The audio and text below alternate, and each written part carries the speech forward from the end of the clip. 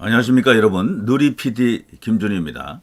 자, 조선일보가 놀랍습니다. 사설에서 선거관리위원회, 중앙선거관리위원회의 이상한 행동, 도무지 납득이 될 수 없는 기이한 행동을 공격하고 있습니다. 비판하고 있습니다. 북한의 해킹에 보안 점검을 거부한 선관위, 너무도 의문스럽잖아요. 왜 이런 이상한 행동을 합니까? 국정원이 무려 7차례나 건의를 했는데도 불구하고 전부 다 묵살을 시키고요. 자신들은 헌법기관이다. 우리가 알아서 한다. 걱정 마라. 지금까지 잘 방어했다. 이런 개소리를 지금 장렬하고 있죠.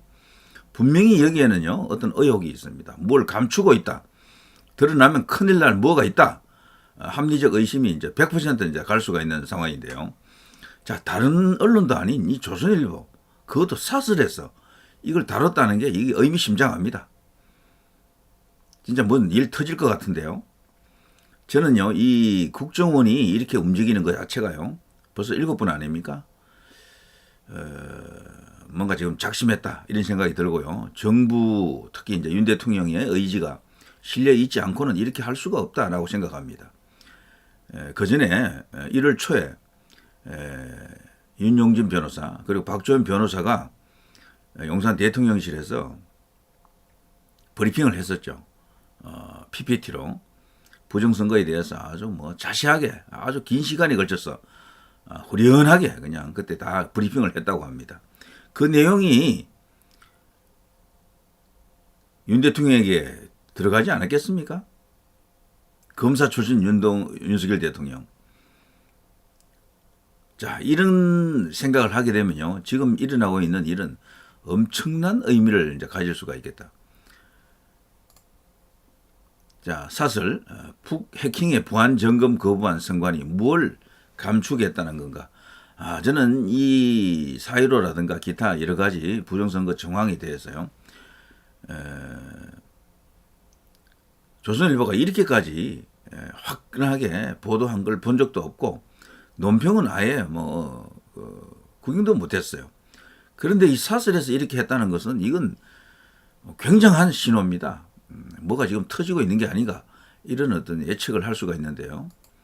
특히 소쿠리 투표 같은 이런 것은 객관적으로 명백하게 지금 드러나 있는 것 아닙니까? 이것 때문에 당시 선거관리위원회 위원장을 맡고 있던 노정희 같은 경우는 사퇴하지 않았습니까? 결과적으로 제20대 대선 코로나 확진 격리자 사전투표가 실시된 2022년 3월 5일 선관위의 준비 부족과 부실 관리로 전국 곳곳에서 큰 혼란이 이제 벌어졌다.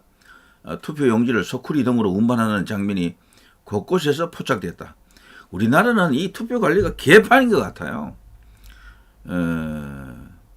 다른 나라 우리보다도 조금 이렇게 격이 떨어질 수도 있는 그런 나라에서도 투표 관리를 이렇게까지는 안 한다. 자, 일부 투표소에서는 더불어민주당 이재명 후보, 국민의힘 윤석열 후보 이름 옆에 이미 기표가 된 투표 용지가 유권자에게 배부되기도 했다. 자, 이렇게 적어 놓으면은 조선일보가 뭘 말하는 겁니까? 이 부정선거라는 거잖아요. 이미 기표가 된 투표 용지가 유권자에게 배부되기도 했다. 이게 무슨 소리입니까? 말이 안 되는 거죠. 4.15 부정선거 등등 이런 어떤 엄청난 이슈를 다룬 그 다큐멘터리, 거기 보면 대만 같은 데서는 투표함 자체가 움직이지 않게 해놨다 그러잖아요. 유권자들이 투표를 했으면은 개표할 때까지 딱 그 자리 그대로 있는 거예요. 그게 움직여지는 게 아닙니다. 고정을 시켜놓은 거야 그냥. 그런 것도 있고, 또 유럽에 가게 되면 독일 같은 나라 이런 나라에서는 투명한 투표함이죠. 투표를 넣어놓으면은 그게 밖에서도 다 보이게 해놨어요. 그리고 24시간 계속 그걸 이렇게 비춥니다. 카메라로.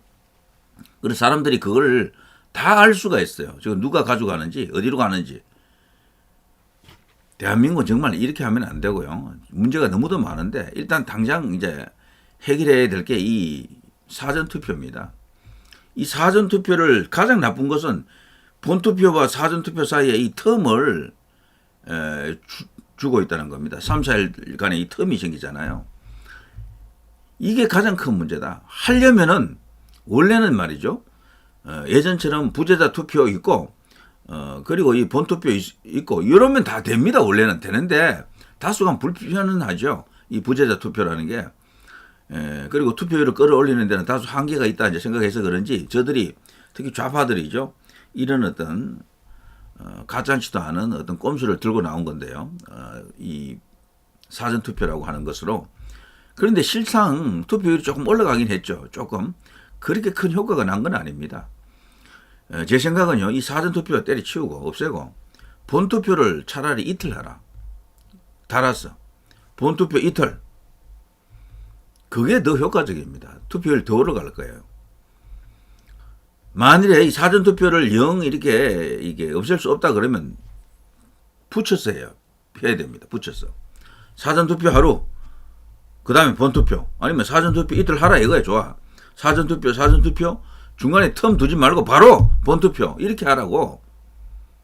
그렇게 하면 뭐 설령 지금 의심이 되는 여러 가지 조작 상황들이 나타날 가능성이 확 줄어들겠죠. 그리고 투표함 관리도 이렇게 하면 안 돼요. 선거관리위원회가 너무도 이런 허술한 짓거리를 많이 했고 냄새나는 그런 여러 가지 조작 정황이 드러나기 때문에 선거관리위원회도 믿지 못해요. 이렇게 하면은 다른 어떤 방식이 필요하다. 지금 이 시점에서는 제도권 언론에서 이런 유력한 언론에서 이렇게 지금 언급을 해준 게 너무도 큰 의미가 있습니다. 천군만마입니다. 그리고 이 4.15를 비롯해서 뭐 최근에 일어났던 선거에서 의심스러운 정황이 너무도 많기 때문에 부정선거 이슈를 계속해서 이제 확산시키기 위한 어떤 노력이 필요한데요. 지금 이 시점에서는 다른 건 크게 필요 없습니다. 제가 볼 때는 이미 부정선거에 대한 공감은 있어요. 없는 게 아닙니다. 제도권으로 수사 촉구를 빨리 해야 되고요. 이게 이제 정부 기관 특히 검찰이 이제 이걸 수사할 수 있는 단계로 들어와야 됩니다. 자, 그러기 위해서는 이 국정원에 이번에 이 중앙선관위를 향한 보안 점검 요구 이게 굉장히 의미가 있는 게 몇 차례 이렇게 시도했잖아요. 자, 어느 시점 가서는 국정원 직원들이 강제로 거기를 이제 진입하려고도 한번 해볼 수도 있어요. 그럴 경우에 충돌이 일어나죠. 엄청난 뉴스가 터질 겁니다.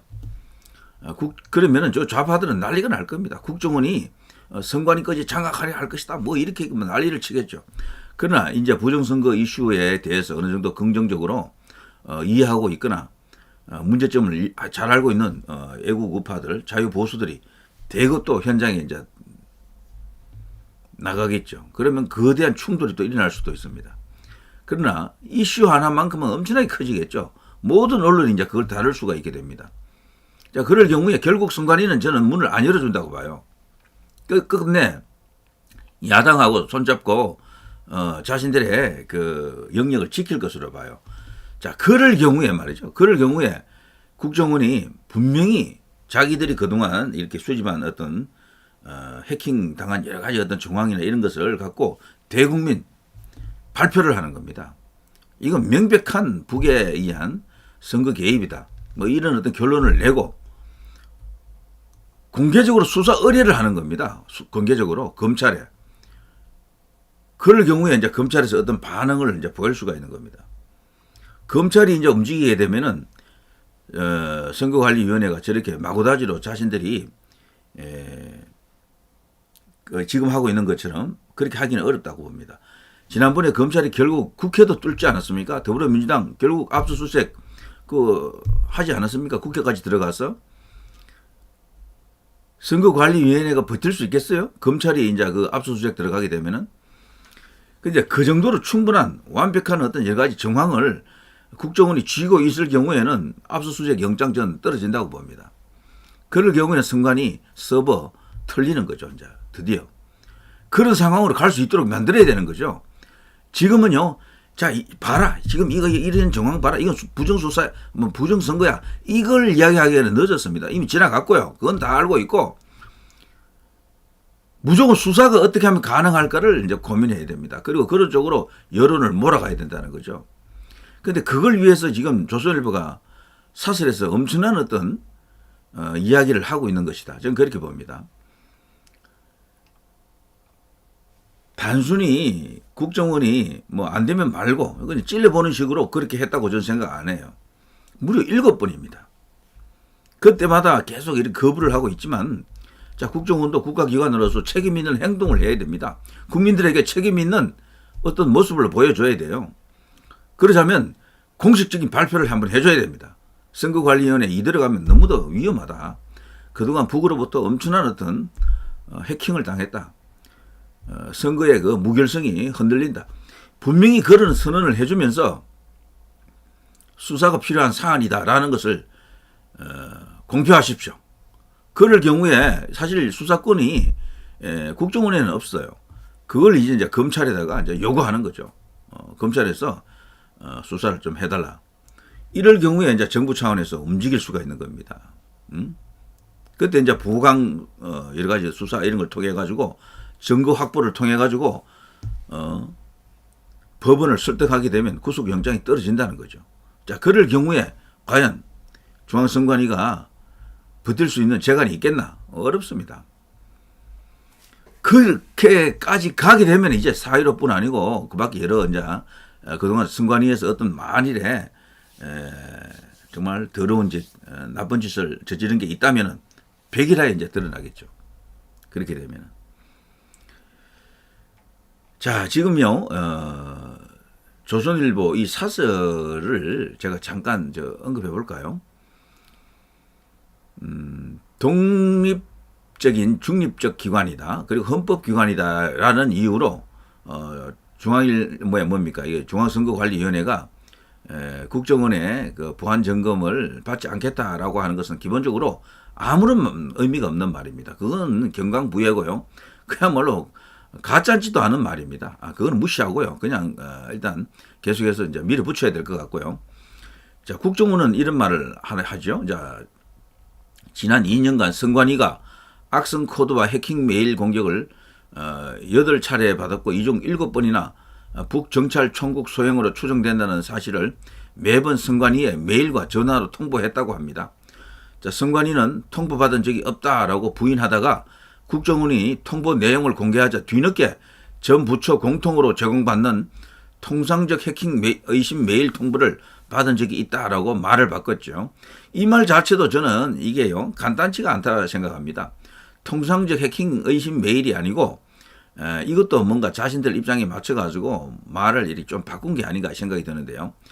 자, 아무튼 만일 선관위가 해킹을 당해 선거인 명부가 유출되거나 투개표 조작, 드디어 투개표 조작이라는 언급이 나옵니다. 이 조선일보 사설에서 시스템 마비 사태가 생기면 치명적 혼란이 벌어질 것이다. 우리와 같은 투개표 장비를 쓰는 이라크에서도 해킹 시도가 있었다. 자, 드디어 이라크가 나옵니다. 자, 선관위는 자체 점검 외에 외부 자문 평가 등 다양한 방안을 검토하고 있다고만 할 뿐 북 해킹을 어떻게 막았고 어떻게 대비하는지는 제대로 밝히지 않았다. 이라크와 달리 외부 통신망과 단절돼 있어 해킹 우려가 없고 개표 조작도 불가능하다는 말만 되풀이하고 있다. 그런데 이것도 거짓말임을 우리는 알고 있죠. 외부와 단절된 게 아니다라는 것을 이 4.15 부정선거를 조금이라도 이렇게 알아본 사람은 다 알고 있습니다. 왜냐하면 그 관련 여러 가지 정황 증거 이런 것들 수도 없이 많은 유튜브 언론 통해 가지고 이 소개가 되었습니다. 자, 선관위는 지난 대선 때 투표 용지를 소쿠리에 담아 옮기고 이미 기표한 용지를 유권자에게 나눠준 일이 드러나 물의를 빚었다. 이게 물이 빚고 그냥 끝날 일이겠습니까? 자, 친정권 인사들이 선관위를 장악해 선거 때마다 민주당 편을 들기도 했다. 민주당의 100년 친일 청산, 적폐 청산 구호는 허용하고 국민의힘의 민생 파탄, 투표로 막아주세요. 거짓말 아웃은 금지했다. 이게 너무도 치우쳐진 판단이죠. 조혜주를 언급하면 다른 이야기가 필요 없잖아요.